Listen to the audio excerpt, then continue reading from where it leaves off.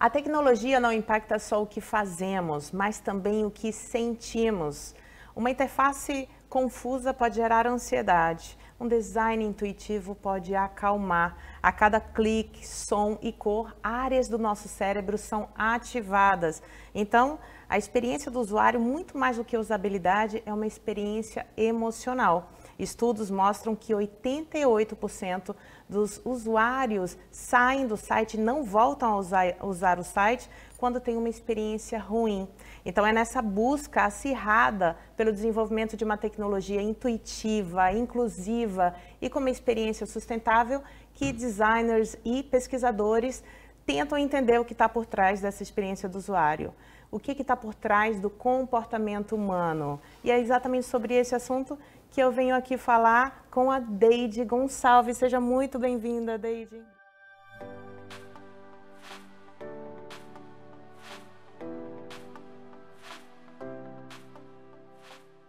Obrigada pelo convite. Que maravilha. Estamos falando de experiência do usuário, mas olha a experiência desse novo cenário, gente. O que você está achando daqui? Nossa, muito lindo. Na verdade, me surpreendeu, assim, positivamente. Eu achei incrível. A iluminação maravilhosa, aconchegante, né? Não tem é? Alguns espaços abaixo também, que eu acho que nem aparece na câmera, Exato. Então muito agradável. Parabéns Exato. pelo espaço. Estamos aqui inaugurando esse espaço com você. Obrigada. Primeiro episódio nesse espaço lindo, sem contar com a equipe, né? Que é incrível. A experiência, eu espero que seja boa para você até o final do episódio. Obrigada. Vamos falar um pouquinho sobre a terminologia, né? Assim, os conceitos. Usabilidade, experiência do usuário, são conceitos e são práticas novas ou não, já existiam? Bom, vamos falar sobre UX então. A gente geralmente fala UX, né? User Experience ou experiência do usuário. Na verdade, ela data de mais ou menos dos anos 90, que foi com o boom dos computadores pessoais, quando os computadores saíram, começaram a entrar nos escritórios, começaram a ser inseridos com mais frequência nas casas das pessoas. E aí, uma pessoa chamada Don Norman, que era cientista também, designer, trabalhava na Apple na época, e ele percebeu que foi ele o primeiro a falar sobre essa terminologia, né, UX, ou experiência do usuário, e ele queria justamente expandir essa palavra usabilidade e passar a entender como que o usuário se sente, como que ele pensa, como que ele interage durante toda a jornada dele, usando um produto ou usando um serviço. Então, o UX ele vai além de relação homem-máquina, né? Então ele vai até um serviço, quando você vai num restaurante, quando você vai experimentar algo físico ou um aplicativo, um software. Então a ideia do Don Norman era expandir essa palavra usabilidade, que já tinha sido citada lá na década de 70, 80, quando era falado de HCI, né, logo após Revolução Industrial, enfim, tudo isso. Então, o UX ele veio depois do HCI. O HCI, que é a relação homem-máquina, a interação homem-máquina, ela data também mais ou menos dos anos 70, mas era algo muito rígido, né? Ele não pensava necessariamente nas pessoas. Ele pensava muito mais na máquina, na ergonomia da máquina, né, e como que as pessoas utilizavam aquilo, justamente por esse legado da Revolução Industrial. Então, o UX ele é isso, é pensar como que a pessoa vai usar, como que ela vai sentir, como que ela vai interagir com o produto ou o serviço que ela está utilizando naquele momento. Eu acho incrível esse assunto. Fiz pós-doutorado em tecnologia em saúde e, de fato, é muito claro assim, que existe uma experiência emocional subjetiva por trás do uso, né? Sim. Eu, por exemplo, quando entro no TikTok, eu fico muito ansiosa. Aquela mudança, aquelas luzes, a dinâmica me deixa ansiosa, né? Agora, qual a diferença de UX, de User Experience, para usabilidade? Usabilidade, bem, como eu comecei a citar, usabilidade tem muito de como que você usa aquela coisa. Então, geralmente ele está ligado a como você usa uma máquina. Então, tem a ver com uso, com ergonomia. E quando você fala de UX, ele está voltado para o ser humano. Então, ele fala sobre como que é a sua interação com a máquina, mas como que você se sente em relação àquilo, o quão você está satisfeito utilizando aquilo, né? Então, a diferença de UX para usabilidade, experiência do usuário e usabilidade tem a ver com a relação entre usabilidade homem-máquina, está muito mais voltado para como você utiliza aquele serviço, aquele produto, aquela máquina, e UX tem a ver como você se sente, ele é voltado para a pessoa. Então, assim, são duas vertentes, né? E os dois precisam trabalhar juntos, né? Para que a pessoa tenha uma boa experiência, para que ela fique satisfeita, para que ela retorne no site, por exemplo, que foi o primeiro exemplo que você citou, para que ela indique o aplicativo para uma outra pessoa, né? Para que ela retorne naquele serviço. Então, o UX ele é muito mais profundo porque ele tem a ver com a pessoa. Ele estuda como que a pessoa se sente, como que ela interage, quanto tempo, por exemplo, você falou dos estímulos, né? Quanto tempo eu passo olhando para aquela tela, quanto tempo eu passo olhando para aquele botão, quanto tempo eu demoro para executar uma ação. Então, tudo isso o UX ele estuda, né? Como que você interage com todos os assets, todos os elementos, né, que estão na sua interface ou no seu ambiente. Que bacana. E o que a ciência já mostrou? O que está por trás dessa experiência do usuário, né? O que já se sabe de comportamento humano para dizer o que é uma experiência boa e o que é uma experiência ruim?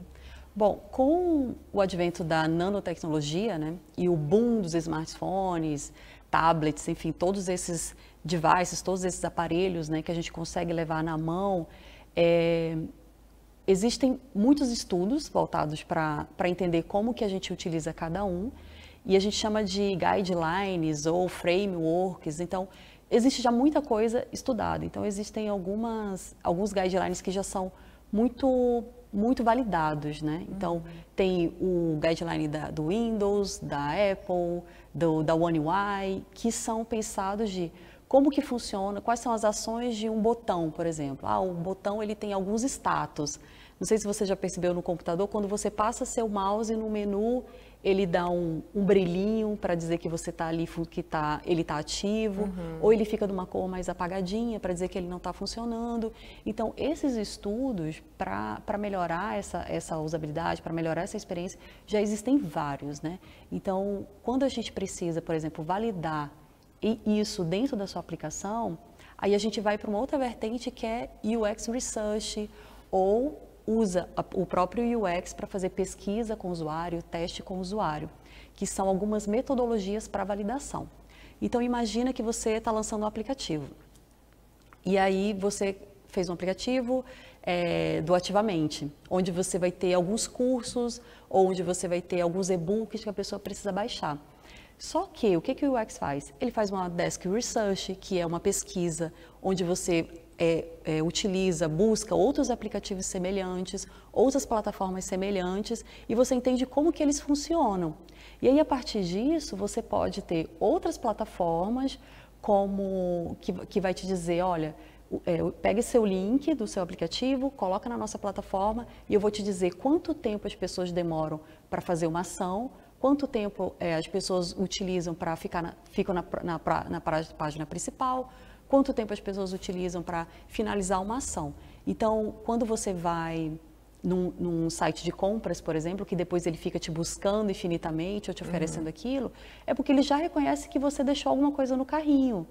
Ou quando você começa a fazer uma ação, já diz, compra rápida. Você nem precisa fazer o cadastro, etc. Por quê? Porque a partir dos estudos identificou-se que a pessoa, se ela tiver no impulso, ela compra muito mais rápido se você tiver um único botão, sem precisar passar por todo o processo de cadastro, né? Vou cadastrar cartão, vou ter que cadastrar meu nome, endereço. Então, esses estudos, eles servem para isso, né? E o UX, ele é muito utilizado para isso, para entender como que o usuário utiliza, né, as plataformas e outros serviços. Muito legal. Você falou de guidelines, né? A gente já, por poucas décadas usando os aplicativos, os sites, nós já entendemos que a cor do botão significa o entrar, o outro é o sair, né? Tem um checkzinho que você precisa confirmar para ir para outra tela. Então eu fico pensando que as novas tecnologias, elas precisam inovar para serem o diferencial, serem ali, gerarem um desejo de engajamento, mas também tem que ter um cuidado na inovação, porque se for muito diferente do que a gente conhece, isso pode gerar meu Deus, eu não sei para onde eu vou, o que fazer aqui nessa tela, e gera muita frustração. Sim, exato. Se você for pensar, no início dos anos 90, início dos anos 2000, a gente tinha um software, ainda tem, né? Mas tinha um software, Word. O Word servia para fazer tudo, né? Uhum. Se você buscar na internet como era a tela do Word nos anos 90, 2000, era um negócio assim absurdo. A gente tinha muitos ícones, muitos serviços, e era tudo na mesma tela, né? E aí, com o tempo, hoje a gente tem um Word, né? Que é muito mais enxuto, é muito mais intuitivo. E aí, depois disso, a gente tem um Docs, que é do Google, que ele é ainda mais enxuto, ainda mais intuitivo. Então, por que isso aconteceu? Justamente por isso. Porque você oferecia tanta coisa, tão pouco intuitivo, que as pessoas se frustravam. E não é à toa que a gente tinha aula de computação, Eu lembrei disso agora. A gente tinha que decorar tantos botõezinhos. Exato. Então, a gente tinha aula de computação, porque você precisava aprender a usar aquilo através de um professor, né? Então, hoje, a gente chama isso de curva de aprendizagem. Então, hoje, a nossa curva de aprendizagem é muito menor. Por quê? Porque foram criando esses guidelines. E aí, com o tempo, ficou tão fácil de usar que você diz, cara, você dá um tablet para uma criança e ela sabe utilizar, não é? Mas é o que acontece? A gente começou com isso, né? Um botão vermelho para cancelar e um botão verde para confirmar. E hoje a gente chama de botões primários, secundários, terciários, porque eles são dentro de UI, né? Que é User Interaction. Interação do usuário, né? Tem tudo que diz respeito a telas, a gente chama de UI.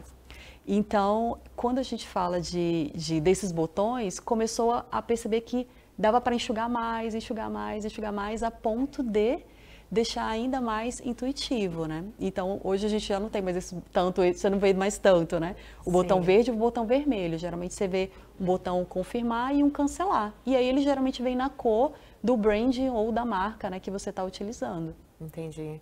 Agora, quando a gente fala de intuitividade, será que isso se encaixa para o público sênior?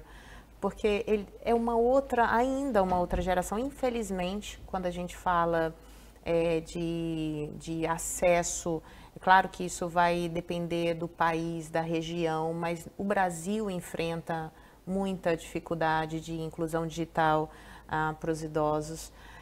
Como fazer com que isso seja intuitivo numa lógica de vida que era completamente diferente? Quais são os desafios que você visualiza? Bom, isso é bem legal você trazer, porque a gente percebe até um esforço muito grande assim, de governos, prefeituras, em trazerem tecnologia para as escolas e para os ambientes onde os idosos atuam. Porém, o nosso território é gigantesco, né? Então também existe essa dificuldade de você levar o básico da tecnologia, né? É como se fosse o nosso back-end, né? Dentro do desenvolvimento. Então, você precisa primeiro ter internet para ter a tecnologia, você precisa primeiro a tecnologia chegar lá para você poder ensinar. Então eu vejo que tem vários passos atrás, mas o grande desafio para os idosos, eu vejo que é primeiro pensar como que você aplica, por exemplo, as metodologias de contraste, de alto contraste, tamanhos de fonte, adaptar o seu projeto para ter mais acessibilidade. Então, assim, a acessibilidade, quando a gente fala de acessibilidade, geralmente a gente pensa num cadeirante, numa pessoa que tem dificuldade de visão, enfim, dificuldade motora, mas os idosos, eles precisam disso. Então, dentro do design, dentro de UX, quando você vai validar algumas coisas, validar contraste, isso é acessibilidade. Então, acessibilidade voltada para o digital. Então, a gente tem que pensar muito nisso. Eu vejo que esse é um desafio. Quanto mais se lançam produtos, menos se pensam em acessibilidade. Então, eu vejo que a acessibilidade deveria ser um ponto crucial antes de lançar algum produto, antes de lançar algum projeto, para que todo mundo tenha, né, acesso àquilo e tenha uma boa experiência, né? Não fugir do foco principal, que é a experiência do usuário. É tão importante o que você falou e é algo básico de pensar no back-end, né, fazendo essa analogia. Precisa ter internet. Eu fiz uma pesquisa, a última pesquisa com idosos, e a gente pensou em tudo, Deide. A gente pensou na internet da instituição, a gente pensou no computador, compramos computadores.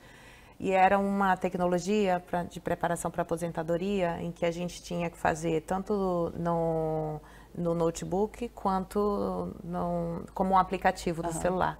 Nós não pensamos no modelo do celular do idoso. Tinham celulares assim que não comportavam ou que o idoso não apagava, não tinha memória suficiente. É uma coisa pequena, né, que pode escapar num planejamento e aí realmente coloca tudo em xeque. Coloca tudo em xeque.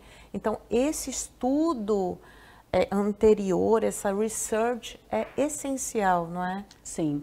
O design research, ele é importante por isso. Assim, a gente tem algumas metodologias, né? Pesquisa quantitativa, pesquisa qualitativa, e cada uma tem um foco. Então, por exemplo, se nesse caso tivesse sido feita uma pesquisa quantitativa para entender quais são os aparelhos que os idosos utilizam, qual é o tipo modelo, qual é, sei lá, o hardware que eles utilizam. Se tivesse sido feita essa pesquisa anteriormente, você teria mais consistência na hora de aplicar, porque você já ia eliminar esse impedimento, né? Então você iria eliminar, olha, a gente não consegue lançar porque a maioria não consegue lançar nesse modelo, porque a maioria dos idosos utilizam o aparelho X e com isso a gente não consegue aplicar, né? A APK não vai funcionar, não vai conseguir instalar, enfim. Então, o research, o UX Research, ele serve para isso, para você fazer essa pesquisa anteriormente e ir o mais embasado possível para lançar um produto mais coerente com o público, né? Perfeito, perfeito. Eu queria voltar um pouquinho nas guidelines de pensar, ok, existe então um funcionamento humano, o comportamento humano tem um padrão, nós podemos pensar em protocolos, em coisas que podem funcionar de modo geral, mas e a cultura? Como é que uma tecnologia que é estrangeira funciona tanto para um país, uma cultura tão diferente? O que tem de segredo nisso, né? Nessas tecnologias que acabam entrando nos países todos? E eu falo isso porque já morei em outros lugares. Eu lembro que na Austrália, eu morei em 2015, nós somos super consumidores de Instagram, né, de Facebook, de WhatsApp. Gente, lá não tinha Instagram, eles não usavam Instagram naquela época, não sei como é que tá agora. WhatsApp só para amigos, close friends, e era e-mail, né? Era e-mail, tinha gente que usava SMS ainda. Sim. Então, como fazer isso? Qual é o segredo dessas que atravessam e realmente entram nos países, né? E outras que não? Honestamente, Mayra, eu não sei te explicar. Porque você citou o exemplo de que eles utilizavam, na Austrália utilizavam o Instagram e o WhatsApp. E há 2 anos atrás, a última vez que nós estivemos em Portugal, foi exatamente isso. A gente precisava pedir um Uber. E o Uber dentro do próprio aeroporto você já não conseguia. Era muito comum, tipo, você pegar o táxi, porque o táxi é mais confiável. E da mesma forma, a cultura do WhatsApp também não é uma cultura forte. Não. Eles utilizam Telegram, eles utilizam Skype, né? Que para a gente é um negócio que já é muito ultrapassado. Porque, de fato, o brasileiro se adaptou ao WhatsApp. Mas a gente sabe que, por mais que a plataforma diga que é seguro e etc., eles são muito reticentes. Mas eu acho que tem a ver, como você falou, é a cultura do povo, assim. São povos que são mais conservadores, que são mais intimistas, que são mais fechados. Isso faz com que, para eles se abrirem para uma nova plataforma, para uma nova culinária, né? Para eles é um pouco mais difícil. E aí vem o papel do imigrante, né? O imigrante é que consegue inserir isso, né? Isso. Tanto é que, assim, você andando em outro país, você vê, por exemplo, o exemplo de Portugal mesmo. Cara, brasileiro é Uber. Então, assim, você pegou um brasileiro lá, um Uber, com certeza ele vai ser brasileiro. É muito difícil você pegar um Uber, né, utilizar o serviço do Uber, que não seja um brasileiro lá. Por quê? Porque teve essa função do imigrante, de levar a tecnologia, de levar, né, esse serviço que até então não era utilizado. E no Brasil a gente já tem o contrário, né? A gente abraçou a tecnologia a inovação do Uber e a gente uberitizou as outras coisas. E o Uber virou um verbo, né? É a uberitização das coisas, né? Então tudo usou o modelo de negócio do Uber para trazer para outros serviços, né?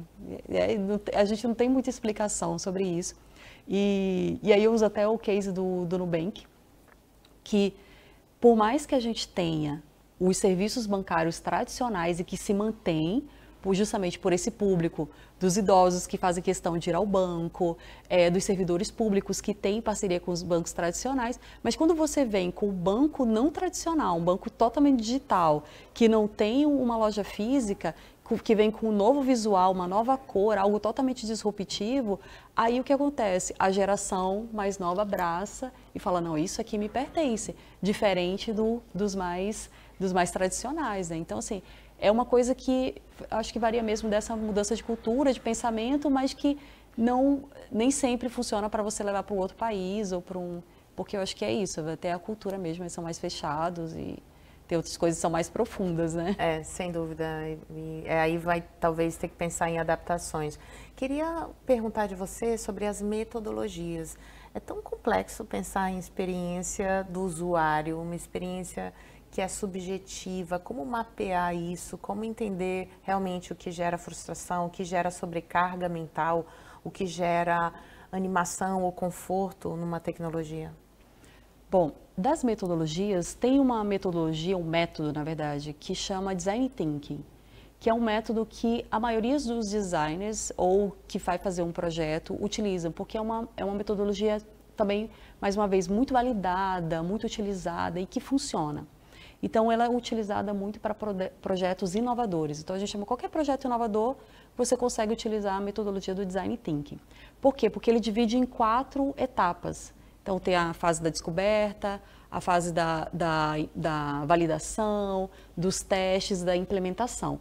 Então, dentro dessas 4 etapas, você consegue aplicar tudo. Então, qual é a minha parte da descoberta? Eu vou fazer pesquisa com o usuário, pesquisa desk, pesquisa quantitativa, qualitativa, entender, trazer uma massa de conteúdos, uma massa de dados para validar a minha fase para sustentar a minha fase de desenvolvimento.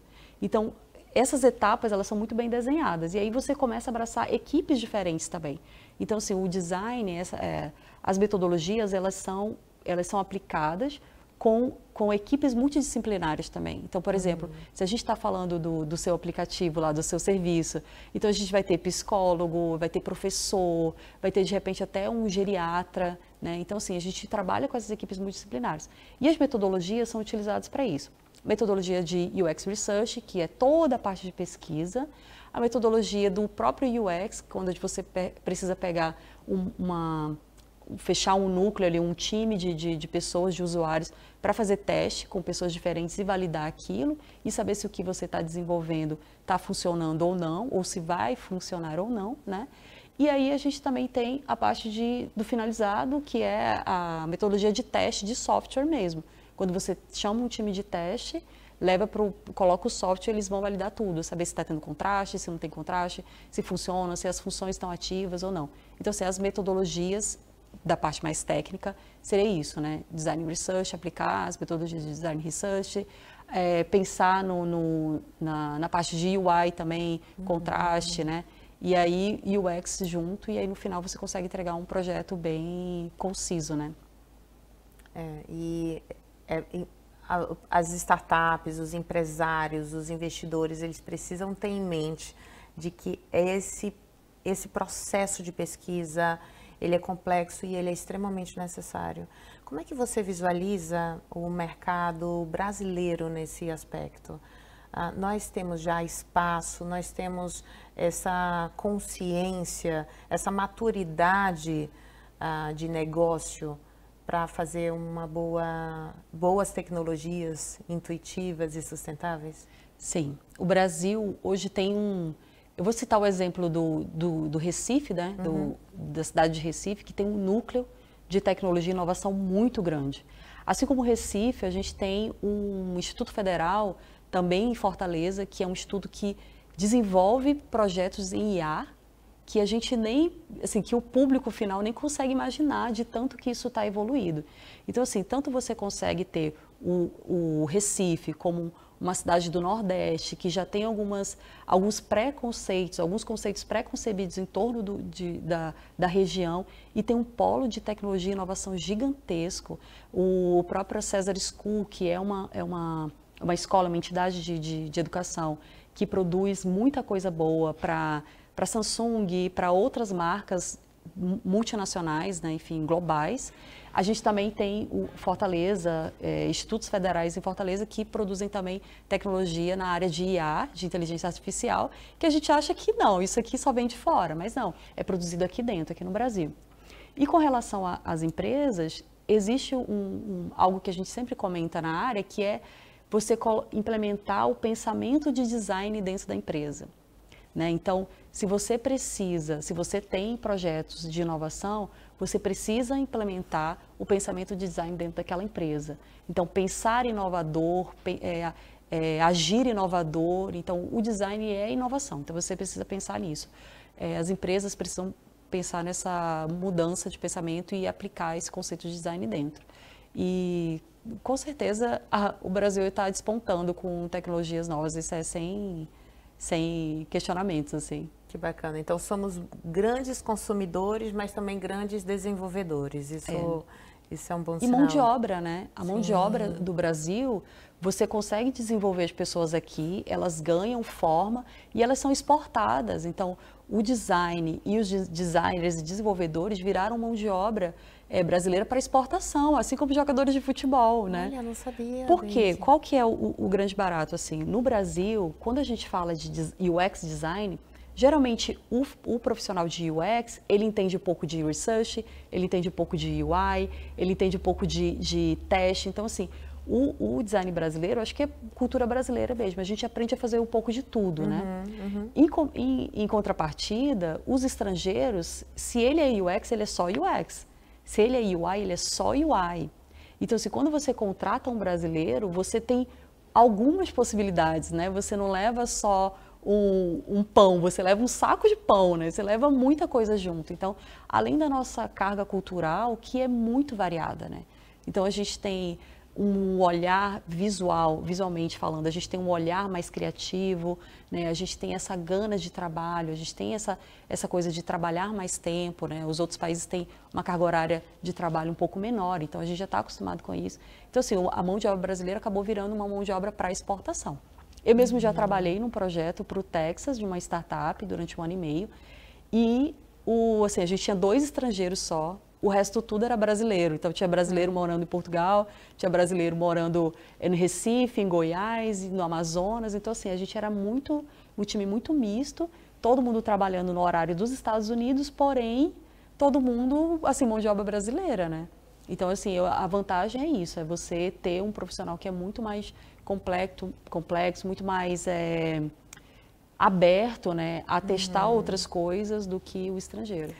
Galera jovem, pense nesse nicho, nesse mercado. Eu faço alguns processos de orientação vocacional profissional. Quantas profissões incríveis, né? Surgindo, outras que já estão consolidadas nessa área de tecnologia. O bom é que a pessoa pode ter graduações diversas para isso, né? Por exemplo, um psicólogo é super bem-vindo desde que tenha essa especialização, essa formação. Dilemas éticos, bora falar? Eita, vou até tomar água. Vamos para essa seara. Quais são esses dilemas? Qual é o limite de uma tecnologia, né, que realmente que manipula, que entende tudo e leva você para onde? Controla as suas vontades. O que você visualiza? Bom, o design também tem esse poder, né, de manipular as pessoas. Não é à toa que o botão de confirmar está sempre do lado direito do seu celular, né? Então, assim, quando você pensa no celular, no frame do celular, você tem algumas posições na sua tela onde são pontos chaves, né? Onde você consegue tocar com o único dedo. Então, não é à toa que o botão de confirmar está sempre do lado direito, porque é onde o seu dedo consegue passar. É onde você toca aqui com uma mão, você já vai lá e confirma, justamente para te induzir aquilo, te induzir aquela ação, né? Então, essa questão ética, ela passa por muitas coisas, desde a captação do teu dado, né, que precisa ser tratado, e a gente entra na LGPD do Brasil, né, na lei que rege a proteção dos dados, até, e você tem que deixar isso muito claro na sua interface, no seu produto, até como que você vai guiar essa pessoa dentro do seu software, do seu aplicativo, do seu serviço. Então, quando você, por exemplo, esses dias até surgiu uma polêmica em Guarulhos que quando você sai do desembarque no aeroporto, tem uma placa dizendo saída, mas a saída te leva para Duty Free. Para a loja da Duty Free, sendo que, na verdade, o que acontece? Você vai entrar na loja, você vai fazer a volta, e vai voltar para o mesmo lugar que você deveria ter. Não sabia disso. Da próxima vez não vou. Porque quando você fala dessa experiência, né, porque existe o design de serviço, que é você pensar nesse serviço, como que a pessoa vai transitar dentro do seu ambiente. Então, o que o design faz? Vamos colocar uma placa aqui, eu vou direcionar para cá, a pessoa vai visitar toda a minha loja e depois ela vai sair pelo mesmo lugar que ela deveria ter ido desde o início. Então, existe uma questão ética, óbvio, né? Porque se você precisa ganhar tempo, bastaria seguir em frente, né? Isso, informar, dar opção. Exato. Seguir em frente ou visite a nossa loja. E aí, quando você fala de ambientes físicos, você tem essa questão ética. E quando você fala de aplicativos, softwares, e aí você passa por essa questão ética, de induzir a pessoa a uma ação. Por exemplo, vou ceder todos os meus dados, tá? Mas quais dados eu estou cedendo, entendeu? Então, preciso ficar claro. Eu confirmo a minha compra, mas eu passei pela fase de parcelamento, ou eu vou pagar isso aqui como, entendeu? Então, assim, o design, a experiência precisa passar por toda essa etapa. Olha, você vai confirmar a compra, agora a gente vai para a fase do pagamento. No pagamento, confirme a forma de pagamento. Depois da forma de pagamento, confirmado, revise o seu endereço. Então, assim, essa parte ética, essa experiência, né, em etapas, ela é muito importante por isso. Para que o usuário não seja lesado, né? Você chegar num lugar e simplesmente apertar um botão e, caramba, comprei um negócio de R$1.000 e eu não estava esperando isso, eu só queria ver como ia ser, né? Então, pensando em plataformas, em coisas digitais, serviços digitais, existe essa parte ética, é bem isso. Legal. Olha, Deide, em todos os episódios aqui, todos os assuntos, a gente martela muito a necessidade das pessoas conhecerem, entenderem, se educarem, né? E eu fico percebendo que muitas pessoas, elas não levam em consideração que a tecnologia pode trazer um estado emocional para elas. Sim. Elas não têm essa consciência, tampouco têm gerência sobre isso, né? Então, muitas pessoas falam, eu só quero me distrair, eu chego em casa, estou cansada, vou me distrair no celular. Quem nunca, né? Sim. Então, essa distração, ela é o que você está tomando consciência. O que você não está tomando consciência é que você está no seu streaming ou você está numa rede social bombardeando o teu cérebro de emoções, de estímulos, e essas emoções podem não ser boas. É isso? É isso, é isso. Não é à toa que... Eu não sei se você já percebeu quando você está conversando com algum amigo ou de repente falando até de viagem. Uma viagem, lugar tal. E aí, na sequência, o seu Instagram te oferece uma viagem para Cancún. Por quê? Porque lá atrás, quando você fez o download do aplicativo, que você autorizou lá, concordo, sem ler, você autorizou ele ao quê? Ativar o seu microfone. Então, no momento em que você ativa seu microfone, ele ouve a sua voz, ele identifica as palavras e ele começa a te oferecer coisas que você está ali conversando no seu dia a dia. Naquela letra quase invisível. Quase invisível. Ou naquela página que você não abriu para ler os termos de condições. Exato. Que a gente, na ansiedade, eu quero estar no hype com todo mundo. Então, você vai lá, baixa o aplicativo, confirma, e no final você começa a ser bombardeado por essas informações. Tem como mudar essa configuração? Você vai lá na configuração dos aplicativos e aí você pede para multar, né, microfone, você vai no seu microfone e pede para você multar quais aplicativos você quer multar, né? Diferente, por exemplo, de um serviço de banco que você precisa falar de repente com o chat, ou de um outro aplicativo de, sei lá, de plano de saúde. Mas, por exemplo, sua rede social, será que é necessário, né? Então, assim, existe essa questão ética também e esse excesso de informação que você é bombardeado todos os dias. E não só isso, né? Quando você vai em sites de compra, que você faz uma pesquisa rápida no Google, enfim, depois você começa a ser bombardeado por isso. Isso também é usabilidade. E voltando na questão de você se sentir bem ou mal, né, com relação à rede social e, enfim, essas outras informações, não é à toa que o Instagram, antigamente, você via a quantidade de likes que as pessoas tinham. Quantidade de like que, por exemplo, você fez uma postagem, eu ia lá, a Mayra no podcast de hoje, ela teve 100 visualizações, 100 coraçõezinhos, 50 compartilhamentos. Eu via os seus dados, eu via quanto que você estava engajada. Mas isso começou a gerar uma ansiedade muito grande nas pessoas que postavam, iam se comparar com as outras e viam que ela não estava tendo o mesmo desempenho. O que os analistas e designers observaram? Não, se a gente tirar esse número, as pessoas vão se sentir menos ansiosas. E foi isso que eles fizeram. Hoje, você só tem acesso aos números o dono da publicação, né? Ou quando você faz uma colaboração e você consegue ter acesso a esses números. Mas isso é um case, na verdade, é um case que foi com base em estudos de usabilidade, de UX e de experiência do usuário dentro do Instagram. Que bacana, que bacana.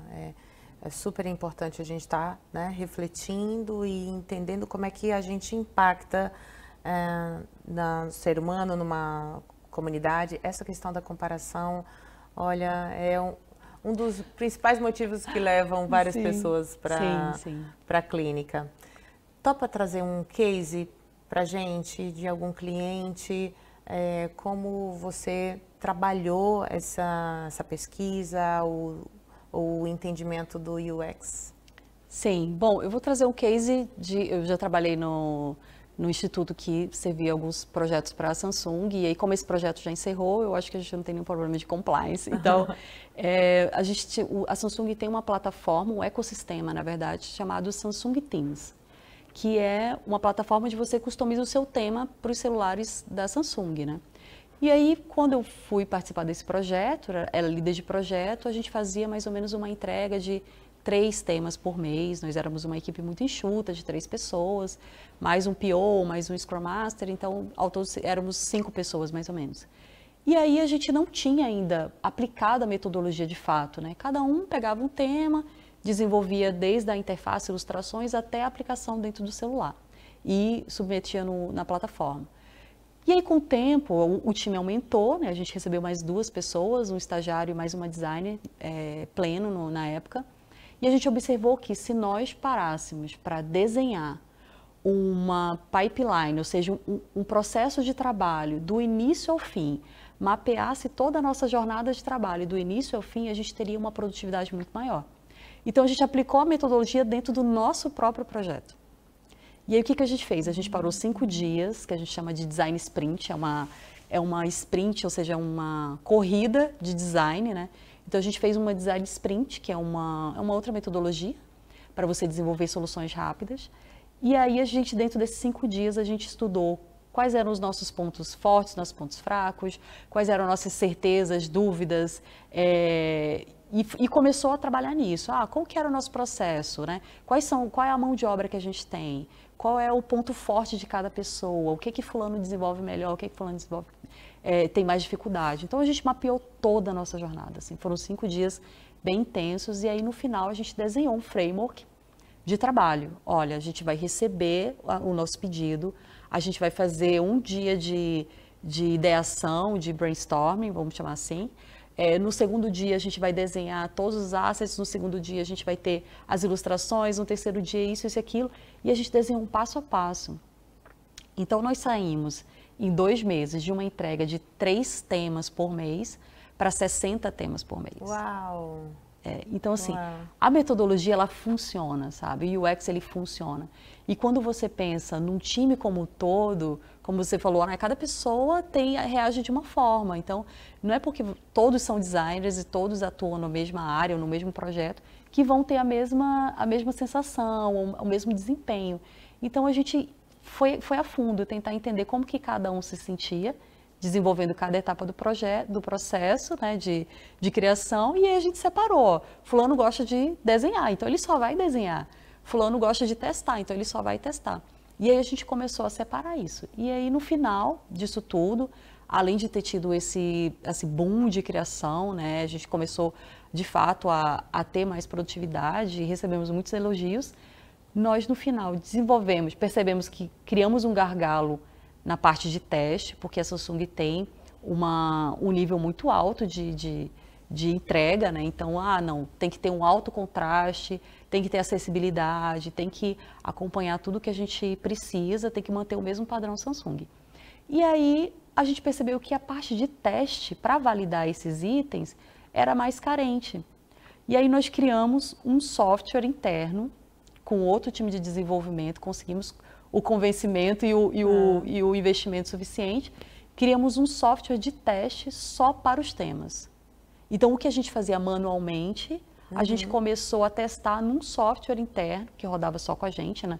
Não foi para o mercado, onde ele dizia se tinha contraste, se não tinha contraste, se alguma tela tinha passado em branco, que a gente não tinha criado por algum motivo, né? Se estava faltando alguma informação. Então, a gente recebia um relatório visual, né? E aquilo ficou muito mais fácil para a gente fazer as correções. Então, a gente começou a fazer o negócio assim, rodar de tal forma que no final do ano a gente tinha chegado a mais de 300 temas criados. Então, assim, a gente conseguiu realmente aplicar a fundo, né, a metodologia, ter um case de sucesso. E aí, no final, quando esse projeto tinha tempo para começar e terminar, e no final o CEO fez um desafio, né? E ele perguntou, tá, mas qual o legado que o projeto de Samsung Teams vai deixar para a sociedade? E a gente ficou, meu Deus, né? Tipo assim, a priori você pensa, é uma tela, é um tema, né? E aí a gente voltou de novo para o quadro branco e vamos pensar como que isso pode fazer, como que pode acontecer.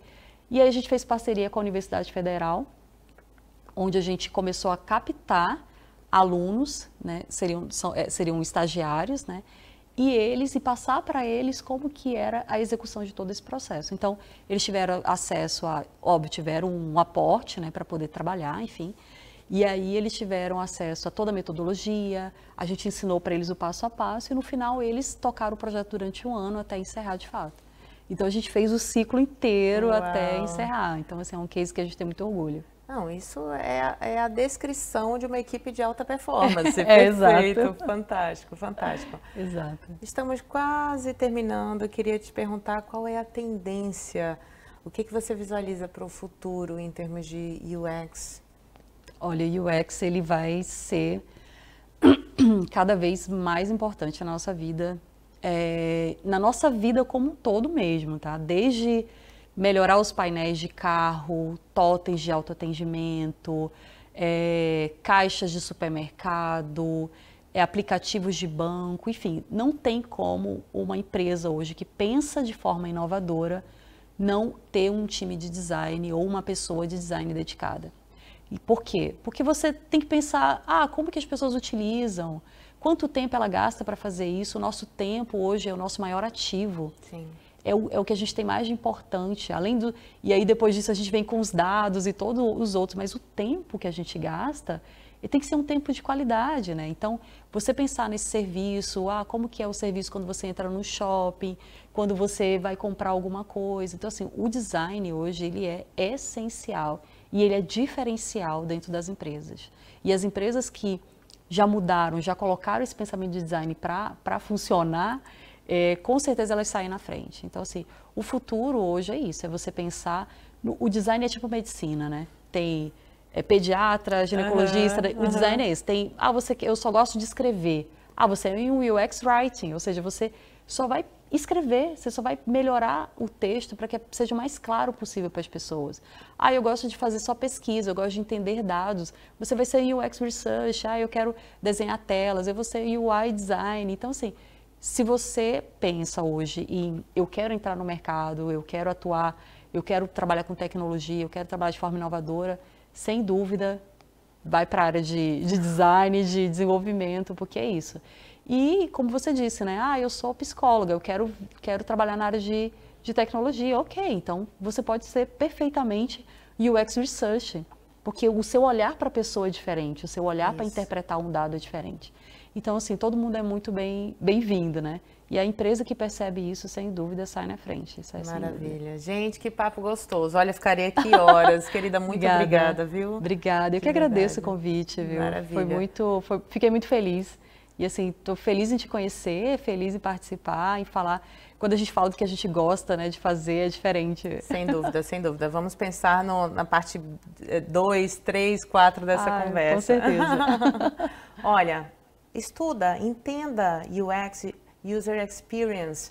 Você pode pensar em atuar nisso, você pode pensar em como a tecnologia te afeta. Que tal? Que tal pensar realmente, se perguntar, opa, como é que eu estou me sentindo usando essa rede social, usando esse aplicativo? Isso está realmente me acalmando, me distraindo, ou está me deixando mais inquieta, mais ansiosa? Você sabe, né? Agora é com você. Inspire-se e transforme-se.